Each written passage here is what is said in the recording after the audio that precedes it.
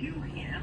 So I don't know what the hell he has going on, but it's just so disrespectful and it's so hurtful. So he says that you guys are getting married, but he's never really asked you to get married. Yes, he keeps walking around saying, yeah, we're getting married and blah, blah, blah, but it's like he hasn't asked Blah, blah, blah. He hasn't followed Blah, blah, blah. That's his name? Blah, blah, blah. Where's your help? No more. It's inside the car. Oh, You're doing checka checka. check it. We will offer him a dozen very Where's your son? Your favorite son? Here's the thing. He won't know that you're listening. The lazy one, you said. Let's just say He's inside, dude. we hope that he sends